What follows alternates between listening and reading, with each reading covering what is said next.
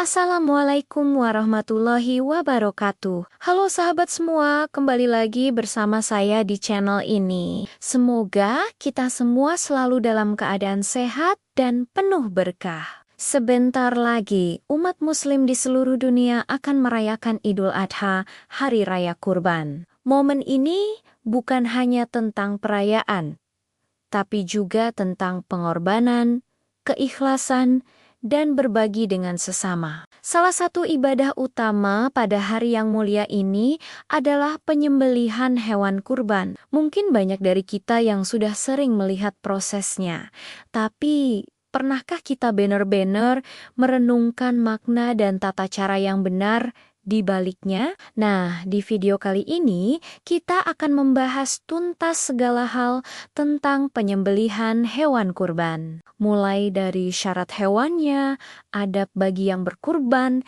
hingga tata cara penyembelihan yang sesuai dengan syariat Islam. Jadi, pastikan tonton sampai habis ya. Pertama-tama, mari kita bahas hewan apa saja yang bisa dijadikan kurban. Tidak semua hewan bisa. Hewan yang sah untuk kurban adalah hewan ternak tertentu atau dalam istilah fikih disebut bahimatul anam. Apa saja itu? Yaitu unta, sapi, kerbau, kambing, dan domba. Selain jenisnya, ada juga syarat usia yang harus dipenuhi. Untuk unta, minimal usianya 5 tahun. Sapi dan kerbau minimal 2 tahun. Sedangkan untuk kambing, minimal usianya 1 tahun dan domba minimal 6 bulan. Kenapa ada batasan usia? Ini untuk memastikan hewan tersebut sudah cukup dewasa, sehat, dan memiliki daging yang layak untuk dibagikan. Usia ini menunjukkan bahwa hewan telah mencapai kematangan fisik yang optimal. Selain usia, kondisi fisik hewan juga sangat penting. Hewan kurban harus sehat dan tidak memiliki cacat yang mengurangi kualitas dagingnya. Cacat seperti apa yang tidak diperbolehkan? Contohnya, hewan yang buta sebelah matanya, hewan yang pincang kakinya, hewan yang sangat kurus hingga tidak bersumsum, atau hewan yang sedang sakit parah. Memilih hewan terbaik adalah wujud kesungguhan kita dalam beribadah kepada Allah. Sekarang kita beralih ke adab atau sunnah bagi orang yang akan berkurban, atau yang biasa disebut Shohibul kurban. Ada beberapa hal yang dianjurkan nih. Pertama, ketika sudah memasuki tanggal 1 Zulhijjah, bagi yang berniat kurban, disunahkan untuk tidak memotong kuku dan rambutnya sampai hewan kurbannya disembelih. Hikmahnya, agar seluruh bagian tubuhnya kelak diselamatkan dari api neraka. Ini adalah bentuk penghormatan dan persiapan spiritual menyambut ibadah agung ini. Kedua, dianjurkan bagi shohibul kurban untuk menyembelih hewannya sendiri jika mampu. Ini meneladani apa yang dilakukan oleh Rasulullah Shallallahu Alaihi Wasallam. Ketika kita menyembelih hewan kita sendiri, ada perasaan dan penghayatan yang lebih mendalam terhadap makna pengorbanan itu. Namun, jika tidak mampu atau tidak berani, boleh diwakilkan kepada orang lain yang ahli dan kita disunahkan untuk hadir dan menyaksikan prosesnya. Dengan begitu, kita tetap menjadi bagian dari momen sakral tersebut. Nah, kita sampai pada bagian inti, yaitu proses penyembelihan. Ini adalah momen krusial yang harus dilakukan dengan benar agar ibadah kurban kita sah dan dagingnya menjadi halal. Pertama, pastikan alat yang digunakan sangat tajam. Bisa berupa pisau, golok, atau pedang. Menggunakan alat yang tajam bertujuan untuk mempercepat proses kematian hewan dan meminimalisir rasa sakit yang dialaminya. Ini adalah bentuk ihsan atau berbuat baik kepada makhluk ciptaan Allah. Sebelum menyembelih, hewan dihadapkan ke arah kiblat. Posisikan hewan di atas lambung kirinya agar lebih mudah saat proses penyembelihan. Orang yang menyembelih Juga dianjurkan menghadap kiblat. Ini adalah simbol bahwa ibadah ini kita tujukan semata-mata hanya untuk Allah.